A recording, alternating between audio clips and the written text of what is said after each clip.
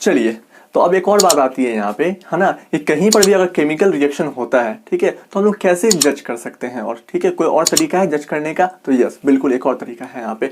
देखो, अगर कहीं पे भी अगर केमिकल रिएक्शन हो रही होगी, है ना, अगर वहां से क्या निकले, गैसेस निकले, यानी कि इवोल्यूशन ऑफ गैसेस।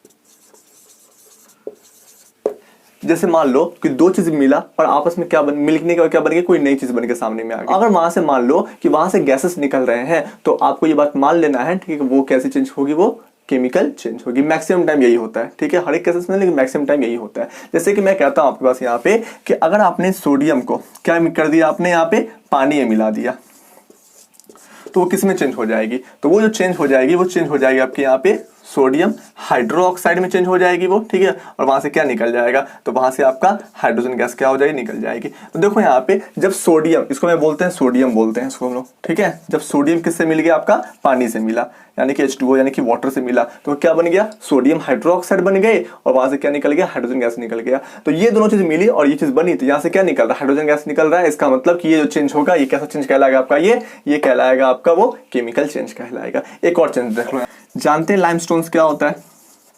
जब लाइमस्टोन्स का मतलब होता है चूना पत्थर जो होती है, ठीक है, या फिर लाइमस्टोन्स का मतलब नहीं है, पत्थर जो होती है, ठीक है, जिससे हम क्या बनाते हैं, चूना बनाते हैं, ठीक है, उसी को पत्थर को हम क्या बोलते हैं, लाइमस्टोन्स बोलते हैं। यहाँ पे जब लाइमस्टोन्स को क्या करते हैं हम लोग, हीट करते हैं, तो हीट करना मतलब गर्म किया उसने, है ना, तो वो क्या बन जाती है, वो तो वो बन जाती है आपकी यहाँ पे कैल्शियम ऑक्साइड बन जाती है। वो क्या बन जाती है, वो कैल्शियम ऑक्साइड बन जाती है, और क्या बन जाती है वो, तो वो बन जाती है वो कार्बन डाइऑक्साइड गैस बन जाती है वो। तो अब यहाँ ध्यान दो कि लाइमस्टोन को जब हमने हीट किया, तो हीट करने से वो क्या चेंज हो गई, वो कैल्शियम ऑक्साइड के फॉर्म में चेंज हो गई और कार्बन डाइऑक्साइड गैस के फॉर्म में चेंज हो गई। यहाँ पे इससे पहले मैंने आपको समझा भी रखा था, ठीक है, कि कभी कोई भी केमिकल रिएक्शन होगा तो वहां पे कोई ना कोई एनर्जी की आवश्यकता होगी मैक्सिमम टाइम। तो यहाँ पे किस चीज की आवश्यकता हो रही है, हीट की आवश्यकता हो रही है ना, और यहाँ से क्या निकल रहा है, गैस भी तो निकल रहा है। तो ये दोनों बात का तो इंडिकेशन है ना, हीट की भी आवश्यकता हो रही है इस चेंज को लाने के लिए, और यहाँ से गैस भी निकल रहा है, ठीक है। तो गैस निकले, मैंने पहले भी कहा था कि ऐसे कोई भी चेंजेस में क्या निकल जाए, गैस निकल जाए, तो मान लो कि वो चेंज क्या होती है, वो आपकी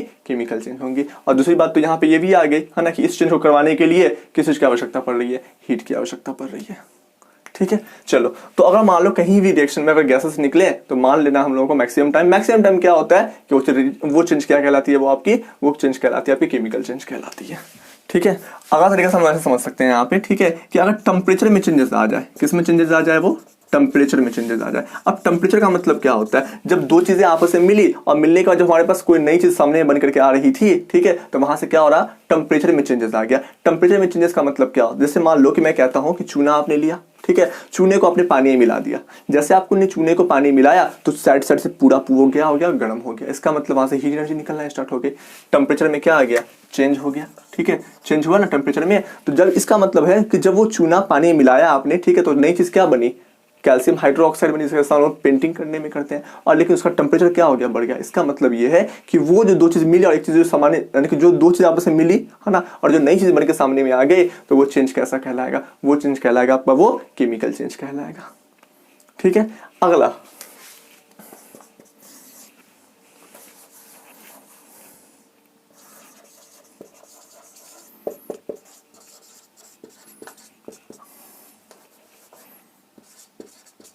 अगर कलर में भी चेंजेस आ जाए, ठीक है, तो वो भी क्या कहलाती है, वो आपकी केमिकल चेंज कहलाती है। जैसे कि मान लो कि आम है, ठीक है, कच्चा आम है, कच्चे आम की कलर कैसे ही होती है, ठीक है, वो ग्रीन होती है, लेकिन पकने के बाद क्या हो जाती है, उसका जो कलर होता है वो येलो हो जाता है वो। तो इसका मतलब यहाँ पे आगे कलर में क्या चेंजेस आ गए, बिल्कुल कलर में चेंजेस आ गया यहाँ पे। जैसे उस कलर में अगर चेंजेस आ गया, तो उस चेंजेस को भी हम लोग क्या बोलते हैं, केमिकल चेंजेस बोलेंगे। क्योंकि अगर मैं बोलूँ कि आप पके हुए आम को क्या फिर से आप कच्चे आम में चेंज कर सकते हो, क्या बोलो, नहीं सर, नहीं कर सकते हैं, ठीक है। उसी प्रकार से मान लो कि पका हुआ खाना जो होता है, ठीक है, उसका कलर जो होता है वो चेंज हो जाता है, कब, जब वो इंग्रेडिएंट्स के फॉर्म में रहती है, वो कच्चे फॉर्म में रहती है वो, है ना। इसका मतलब क्या होता है कि कभी भी केमिकल रिएक्शन होता है तो मैक्सिमम टाइम क्या होती है, उसके कलर में भी क्या आती है, वो चेंजेस आती है मैक्सिमम टाइम, हर वक्त नहीं, लेकिन मैक्सिमम टाइम ऐसा होता है यहाँ पे। तो केमिकल चेंज को आपको परखना है, जानना है, ठीक है, तो पहले आप ये देखिए क्या वहां से गैस निकल रहा है, या फिर उसका टेम्परेचर में चेंजेस आ गया, या फिर उसका कलर में चेंजेस आ गया। अगर ये तीनों चीज अगर हो रही है, तो इसका मतलब है कि वो चीज क्या है, वो आपकी केमिकल रिएक्शन है। और केमिकल रिएक्शन होने के लिए मुझे एक्सटर्नली क्या देना पड़ता है, ठीक है, कोई एनर्जी देनी पड़ती है मैक्सिमम टाइम, हर एक केसेस में नहीं होता, लेकिन मैक्सिमम टाइम देना पड़ता है। या नहीं तो क्या होता है कि वहीं से क्या होता है, हीट एनर्जी निकलती है, ठीक है। चलिए अब अगला पॉइंट आता है यहाँ पे केमिकल इक्वेशंस के बारे में बात आती है यहाँ पे। ये केमिकल इक्वेशन क्या होता है यहाँ पे, मतलब ये जान लेते केमिकल रिएक्शन क्या होता है। ये तो वर्ड हमने सुना ही नहीं यहाँ पे, ठीक है। जब कभी भी केमिकल चेंज को हम लोग क्या मैक्सिमम टाइम क्या बोलते हैं, हम लोग केमिकल रिएक्शन बोल सकते हैं। क्यों, देखो यहाँ पे जब कभी कोई भी चीज दो चीज आपस में मिली और मिलने के बाद नई चीज बन के सामने में आई, ठीक है, तो दो चीज को मिलने को हम लोग वर्ड को क्या बोलते हैं, मिलने के वर्ड को हम लोग रिएक्ट बोलते हैं, और रिएक्ट करने वाली नई चीज बनी यहाँ पे। तो रिएक्ट किया नया चीज बना, यानी कि मिला नया चीज बना, केमिकल चेंज हुआ। तो केमिकल चेंज कब हुआ, जब कोई दो चीज आपस में रिएक्ट की तभी तो केमिकल चेंज हुआ। तो उसी चीज को, इसी फेनोमेनन को हम लोग क्या बोलते हैं, केमिकल रिएक्शन बोलते हैं, ठीक है। रिएक्ट का मतलब होता है मिलना, इसीलिए हमने इसको, लेकिन मिलने के बाद क्या बन रही है, कोई नया केमिकल तो बन रहा है, नया चीज बन रहा है, इसलिए इसको हम लोग क्या बोलते हैं, केमिकल रिएक्शन बोलते हैं। क्योंकि यहाँ पे रिएक्ट वर्ड का इस्तेमाल आ रहा है ना। जैसे मान लो मैग्नीशियम किससे रिएक्ट की, ऑक्सीजन से रिएक्ट की, मिली ऑक्सीजन से और क्या बन गई, वो एक नई चीज बन के सामने में आ गई, मैग्नीशियम ऑक्साइड। तो हम लोग क्या बोलेंगे कि मैग्नीशियम और ऑक्सीजन क्या किया आपने, इसमें रिएक्ट की और वो क्या बनी, मैग्नीशियम ऑक्साइड में। केमिकल चेंज तो हुआ, लेकिन कैसे केमिकल चेंज हुआ, रिएक्ट करने के बाद ना केमिकल चेंज हुआ, ठीक है। तो इसीलिए हम क्या बोलते हैं, इसको केमिकल रिएक्शन बोलते हैं इसको। चलो, तो केमिकल इक्वेशन क्या होता है, जैसे कि मान लो कि मैं एक केमिकल चेंज लिख रहा हूं, ठीक है, या फिर केमिकल रिएक्शन लिख रहा हूं, है ना, कि जब कभी भी हम लोग यहाँ पे क्या करते हैं, मैग्नीशियम को बर्न करते हैं, ठीक है, इन द प्रेजेंस ऑफ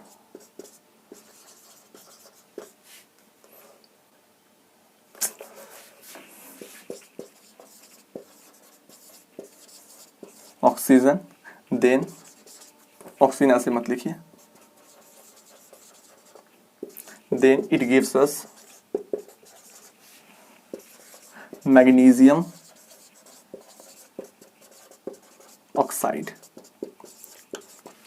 देखो जब इतना सेंटेंस लिखा गया, ठीक है, तो जो हमारे केमिस्ट लोग जो थे, ठीक है, वो बार बार सोच रहे थे कि अगर मुझे ये बात बोलना हो किसी से को लिख के देना हो कि मैग्नीशियम जब बर्न होती है, यानी कि रिएक्ट करती है, बर्न जलाई जाती है वो ऑक्सीजन के प्रेजेंस में, तो वो क्या देती है हमें, मैग्नीशियम ऑक्साइड देती है। तो इतना बड़ा सेंटेंस मैं बार बार लिखता रहूंगा, है ना। तो उसने ये सोचा कि क्यों ना जो है, ठीक है, क्यों ना हम लोग क्या कर दें कि सारे के सारे केमिकल्स को या फिर सारे के सारे एलिमेंट को या फिर सारे के सब्सटेंस को उसका सिंबॉलिक रिप्रेजेंटेशन दे दे, है ना। सिंबॉलिक रिप्रेजेंटेशन देने से क्या होगा कि वो छोटा हो जाएगा, लिखने में आसान भी हो जाएगा, ठीक है, और वो कम स्पेस लेगा। इसीलिए उसने क्या सोचा कि क्यों इसको सिंबॉलिक रिप्रेजेंटेशन दे दे, ठीक है। तो इसका सिंबॉलिक रिप्रेजेंटेशन क्या होगा, मैग्नीशियम है तो मैग्नीशियम को आप ऐसे लिख सकते हैं यहाँ पे। मैग्नीशियम क्या कर रही है, वो जल रही है, किसके प्रेजेंस में जल रही है, वो ऑक्सीजन के प्रेजेंस में जल रही है। इसका मतलब क्या, वो ऑक्सीजन से वो रिएक्ट कर रही है। तो रिएक्ट का मतलब वो उससे मिल रही है, और मिलने को हम लोग क्या किससे दर्शाते हैं, प्लस से दर्शा सकते हैं। जब कोई भी चीज किसी से मिलती है जाकर के, ठीक है, मिली, तो मिलने का मतलब क्या, वो जुड़ रही है वो ना, तो जुड़ने के लिए हम क्या बोलते हैं, प्लस साइन का। तो मैग्नीशियम किससे जुड़ रही है, वो तो आप ऑक्सीजन से जुड़ रही है वो, तो वो क्या बना रही है, वो तो बना क्या रही है, वो मैग्नीशियम की ऑक्साइड बना रही है वो। अच्छा, हमने यहाँ पे ये एरो क्यों दिया, एक बात याद रखिएगा, रिएक्टेंट के बाद जब हम लोग प्रोडक्ट लिखते हैं, ठीक है, तो प्रोडक्ट को लिखने से पहले हम लोग यहाँ बीच में क्या लगाते हैं, एरो लगाते हैं। अच्छा, अब ये रिएक्शन होने के लिए कौन सी एनर्जी की आवश्यकता पड़ी, तो आप बोलो सर यहाँ पे इस रिएक्शन को होने के लिए हीट एनर्जी की आवश्यकता पड़ी। तो जो भी एनर्जी की आवश्यकता पड़ेगी उस एनर्जी को आपको यहाँ पे मेंशन करना है। और हीट का एक और सिंबल भी होता है, वो ये सिंबल होता है हीट का, ठीक है, तो इसको आपको मेंशन करना है यहाँ पे, ठीक है। तो ये क्या बन गई, मैग्नीशियम की ऑक्साइड बन गई। तो देखो यहाँ पे इस चीज का भी मतलब क्या है, वही है जो इस चीज का मतलब है। लेकिन अब देखो इसको लिखने में कितना टाइम लगा था, इसको लिखने में कितना इजी हो गया, और ये कन्वीनियंट भी हो गया लिखने में, ठीक है। तो इसी रिप्रेजेंटेशन को ही हम लोग क्या बोलते हैं, सिंबॉलिक रिप्रेजेंटेशन को ही हम लोग क्या बोलते हैं, केमिकल इक्वेशन बोलते हैं, क्योंकि हम लोगों के लिए बहुत ज्यादा कन्वीनियंस होता है लिखना। इसीलिए मैक्सिमम टाइम क्या होता है कि इतना लंबा सेंटेंस ना लिख करके हम लोग क्या करते हैं, छोटे से फॉर्म में, यानी कि सिंबॉलिक रिप्रेजेंट करते हैं। यहाँ पे सिंबॉलिक रिप्रेजेंटेशन दे देते हैं, यानी कि मैग्नीशियम को Mg लिख दिया, ऑक्सीजन को O लिख दिया, दोनों आपस में मिला तो मैंने प्लस साइन लिख दिया हमने यहाँ पे, ठीक है।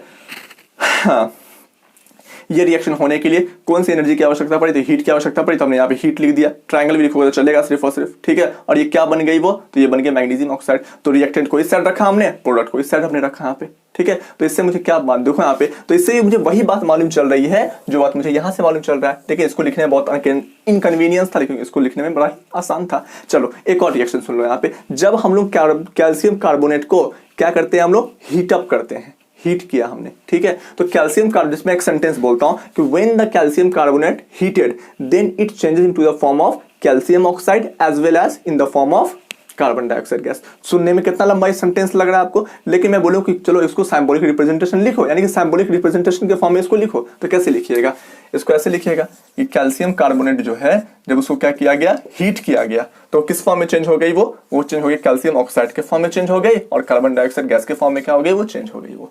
अच्छा, अब सवाल में आता है यहाँ पे कि इन सब का स्टेट क्या क्या होता है। स्टेट का मतलब ये किस स्टेट में है, ये तो ये आपका सॉलिड स्टेट में होता है, यहाँ पे आप एस लिखिएगा, ये भी सॉलिड स्टेट में, तो ये भी आपके यहाँ पे एस लिखिएगा, लेकिन ये कौन से स्टेट में, गैस स्टेट में है, तो यहाँ पे आप गैस लिखिएगा। अगर कोई लिक्विड स्टेट में होता है तो वहां पे हम एल लिखते हैं। उसी प्रकार से यहाँ पे मैग्नीशियम किस स्टेट में, सॉलिड, तो यहाँ पे एस लिखिएगा। ऑक्सीजन किस स्टेट में, गैस, तो यहाँ पे आप गैस लिखिएगा। ये किस स्टेट में है, सॉलिड स्टेट में, तो यहाँ पे आप एस लिखिएगा। ठीक है, तो इस तरीके से क्या करते हैं, इसको रिप्रेजेंट करते हैं यहाँ पे। अब बोलोगे कि सर कैल्शियम ऑक्साइड को जब हमने हीट किया in the absence of oxygen, वहां पे हमने ऑक्सीजन को नहीं दिया था, ठीक है, तो वहां पे क्या हो गई, वो कैल्शियम ऑक्साइड के फॉर्म में चेंज हो गई, और वहां पे क्या हो गई, वो कार्बन डाइऑक्साइड गैस के फॉर्म में क्या हुई, निकल गई। अब सवाल में आता है कि सर हमने बिना ऑक्सीजन दिए हुए कैसे इसको हीट कर दिया, तो मैं बोलूंगा बाबू इसके अंदर ऑक्सीजन ऑलरेडी यहाँ पे एग्जिस्ट कर रही है, ठीक है, इसलिए मुझे इसको ऑक्सीजन नहीं दिया। जब ये टूटा तो किस फॉर्म में टूटा, वो कैल्शियम ऑक्साइड के फॉर्म में टूटा और कार्बन डाइऑक्साइड गैस के फॉर्म में टूटा, लेकिन वो दोनों अलग अलग चीज है ना, तो दोनों अलग अलग चीज के फॉर्म में जब वो टूटे, बीच में उसको रिप्रेजेंट करने में क्या इस्तेमाल किया, मैंने यहाँ पे प्लस का इस्तेमाल किया। इसी सिंबॉलिक रिप्रेजेंटेशन को ही हम लोग क्या बोलते हैं, केमिकल इक्वेशन बोलते हैं। क्या बोलते हैं इसको, केमिकल इक्वेशन। इसको बनाया क्यों गया, ताकि ये हम लोगों के लिए काफी क्या हो, कन्वीनियंट हो। एक और एग्जांपल सुन लो यहाँ पे, when the sodium chloride is mixed with the water and then after electricity is passed through them, then after it will be changed into the form of a sodium ion as well as in the form of a chlorine ion। तो अब इतने लंबा sentences को तो काफी बार तो लिख तो सकते नहीं हो, तो सिंबॉलिक रिप्रेजेंटेशन में कैसे लिखोगे, तो क्या बोला, सोडियम क्लोराइड, तो लिखो यहाँ पे सोडियम क्लोराइड, इसको किसके साथ मिलाया गया, when the sodium chloride is react with water, यानी कि मिलाया गया उसको पानी के साथ, ठीक है, यहाँ पे आप वाटर को लिख दो यहाँ पे ऐसा करके। देखो जब दोनों आपस में मिला तो मैंने किसका साइन इसका इस्तेमाल किया, मैंने प्लस का साइन का इस्तेमाल किया। ये किसके फॉर्म में है, तो ये है आपका सॉलिड, तो आप सॉलिड लिखोगे। ये किस फॉर्म में, लिक्विड है, तो ये लिक्विड यहाँ पे लिखिएगा। जब ये दोनों आपस में मिला और हम लोग क्या प्रोवाइड कर रहे हैं, कौन सी एनर्जी प्रोवाइड कर रहे हैं, मैंने पहले भी कहा था कि जो भी एनर्जी आप प्रोवाइड कर रहे हैं इसके रिएक्शन को करवाने के लिए, तो उस एनर्जी को आपको यहाँ पे लिखना है। तो क्या प्रोवाइड कर रहा, आप इलेक्ट्रिसिटी प्रोवाइड कर रहे हो ना, जब ये दोनों आपस में मिल गए, जब इलेक्ट्रिसिटी आप प्रोवाइड कर रहे हो इसको, तो ये किस में चेंज हो रही है, ये तो ये चेंज हो रही है आपकी सोडियम आयन के फॉर्म में चेंज हो जा रही है, और ये किस में चेंज हो रहा है, ये वो क्लोरीन आयन के फॉर्म में क्या हो रही है, वो चेंज हो रही है यहाँ पे। तो क्या हमारा बात क्लियर हो गया, उतना लंबा सेंटेंस हमने ना भी लिखा हो, ठीक है, तो क्या फिर भी हमारा बात क्लियर हो गया, ठीक है, यस बिल्कुल हमारा बात क्या हो गया, फिर भी हमारा बात क्लियर हो गया यहाँ से, ठीक है। तो उतना, इसका मतलब ये होता है कि जब कभी भी हम लोग क्या करते हैं, सिंबॉलिक रिप्रेजेंटेशन करते हैं, तो सिंबॉलिक रिप्रेजेंटेशन हमें क्या बताती है, हमें सिर्फ और सिर्फ ये बताती है कि हाँ आप उतनी लंबी चौड़ी सेंटेंस को ना लिखें, और सिर्फ आप सिंबल्स के फॉर्म में भी आप अपनी बात को दर्शा सकते हैं, ठीक है। उसी सिंबॉलिक रिप्रेजेंटेशन को ही हम लोग क्या बोलते हैं, हम लोग बोलते हैं उसको केमिकल इक्वेशन बोलते हैं, ठीक है। इसके बारे में बस मैं यहीं तक अभी इसको खत्म करता हूं मैं, ठीक है। जो बाकी जो टॉपिक सब है, ठीक है, वो आपको मैं अगले दिन में आऊंगा तो मैं पढ़ाऊंगा इसको।